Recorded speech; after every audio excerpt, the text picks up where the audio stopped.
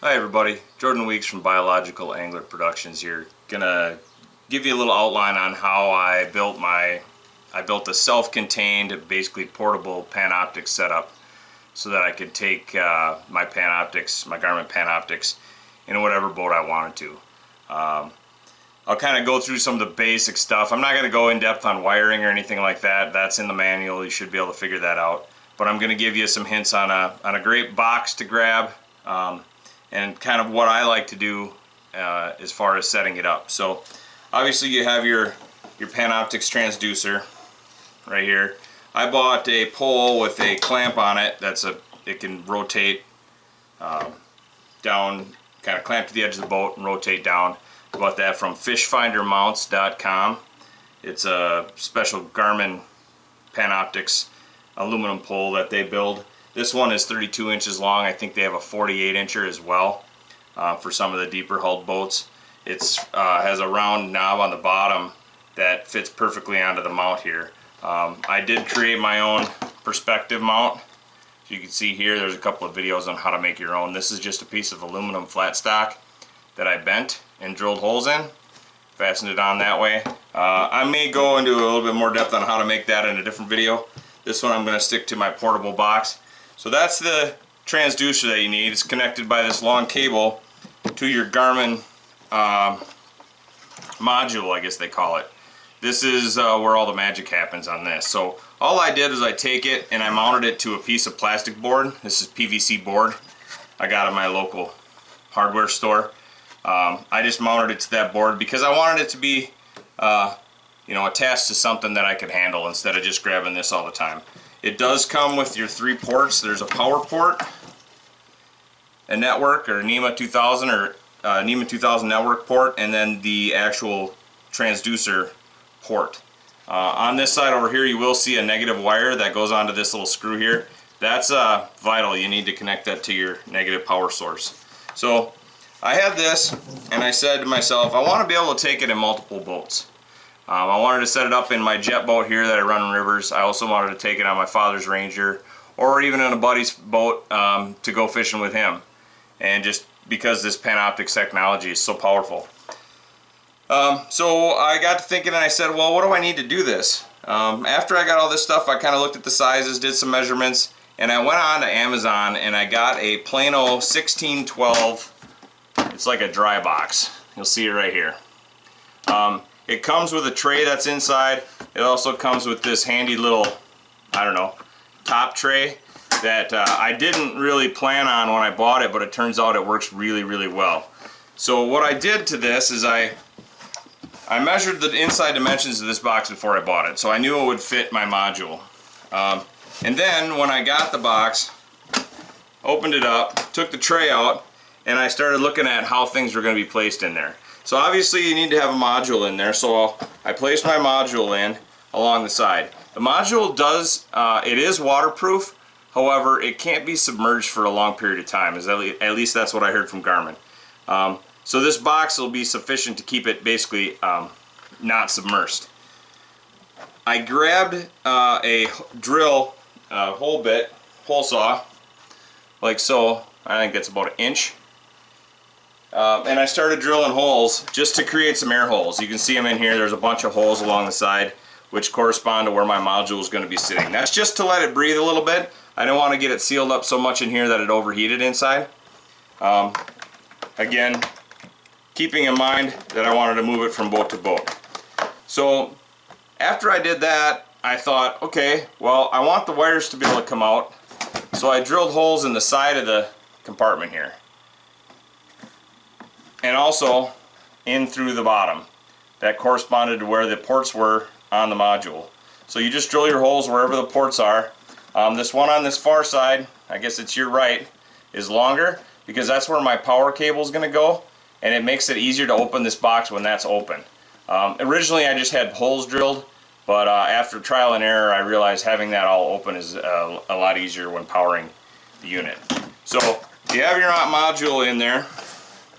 And then I said, well, how am I going to power it when I want it to be portable? Because not everybody's boat is going to be able to, use the male and female clips that I use to power it like I do in my own boat. So I started looking at lithium batteries. This is a Dakota lithium battery that I picked up. It's 12 volt, 23 amp hour. And this particular battery will run my Panoptics for over 12 hours of constant use on one charge. So it works really well for this application. I very rarely ever fish for 12 straight hours without turning it off at all. And so it works really well for a day-long fishing trip. And the other great thing about these lithium batteries is that they charge up really fast. So overnight I can hook the charger up and it charges it right back up. So each day I can use this battery to power the entire unit, the module and the 93 UHD depth finder that I have. The other thing that's great about these is they're super light. So bought that from Dakota Lithium also with a charger. That fits neatly inside my Plano as well. I got a couple spacers that I throw in here to get the ports in the right spot. I throw a little, this is plastic board, I just threw a little plastic spacer in there and also in the other side. So it's firm. So when you put it in there, everything's in there firm. I do have a space here, that's what I use for some of the wiring. So again, the negative that goes onto the module is connected. I have a couple splitters on here because when you get looking at your wiring, you're going to notice that there's multiple black wires and multiple red wires that you have to connect. The other thing that I did after a while, initially I did not do this, but I realized that having your positive connected to this battery all the time constantly drains it. This unit never really shuts off, so you do need to switch in line. So if you can see on the bottom, I'll see if I can put it close. There's a wire here, and inside is a power switch. I just put an on and off switch right here, and it allows me to turn the power off to the unit. So it makes it really easy for me to turn it off and not have to worry about unhooking the batteries all the time. So again, got it solid in there, got my wiring. And so the first thing I'm going to do is connect the transducer cable into the box. So I had the biggest hole there. I actually drilled it bigger than an inch because this end of it's a lot bigger. I think I drilled 1.5 inches there to do that. And then you just plug it in, open this, put it through the hole, and fasten it. The other items that you need to have connected in this box are your network cable, which goes from your depth finder to the Panoptics module. That cable looks like so. This just comes right out of the depth finder. That's the next one over. So I can hook that up.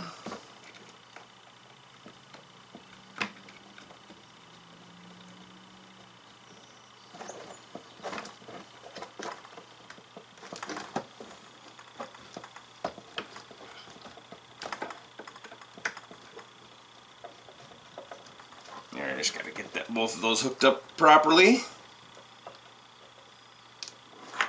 Tight, but not too tight. So you see they correspond to the 2 holes here and the 2 holes in the top. And then the 3rd hole is actually the internal power for the module. So this is just a coiled up power cord that comes with your module. So you just open it up. The power cord is right here. Fasten that in. And then I'm going to take the remainder of the cord, I just have it coiled up here, and just stick it down alongside my battery.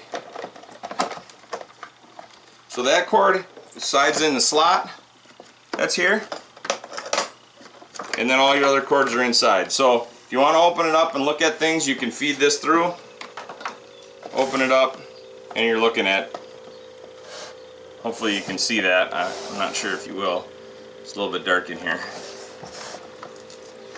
So now the power cord's in here, and on the end of that I put quick connects because I wanted to be able to connect it again to multiple boats. So I have a negative and a positive, and I have my positives connected with male and female connectors.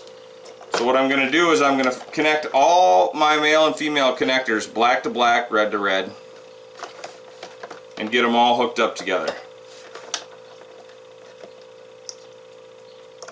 Okay.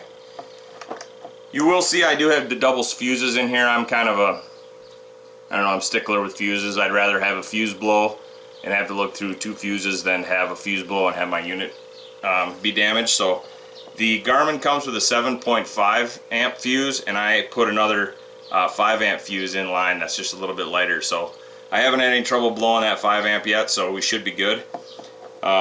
So I do now have power to my module that's all connected inside the box. I have not yet connected it to the battery because there's another power cable that needs to go into here. So from my Garmin 93 UHD right here, I have a power cable again with quick connects on it. I can just snake that through any one of these holes that are in here into my box. And again, once it's in there, I have multiple hookups for my positive and negative. They're all going to a single hookup. So I'm going to connect my negative and my positive in line. So now it's a little busy, and I'm not an electrician, so don't grade me on my electrician skills. I can tell you all this stuff works. I have one output with a female end that's negative and one output with a female end that's positive. That connects, the negative goes to my, the positive goes to my switch. The negative is going to go right to my negative on the battery, which is, if you can see it right here, I can just plug that right into there. This positive is going to go to my switch under here, and then I have a positive jumper here that goes to my positive on my battery. That's all solid in there. You can get everything in line, close it down,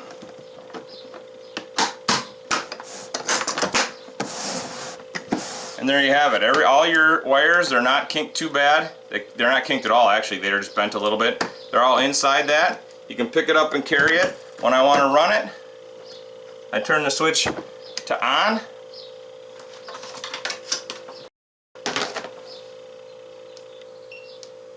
And there we have it. Starts on and goes. So that's my tutorial on how to do that. I didn't go through any of the details. If you got questions, please put it in the comments. I'll try to answer them as quick as possible.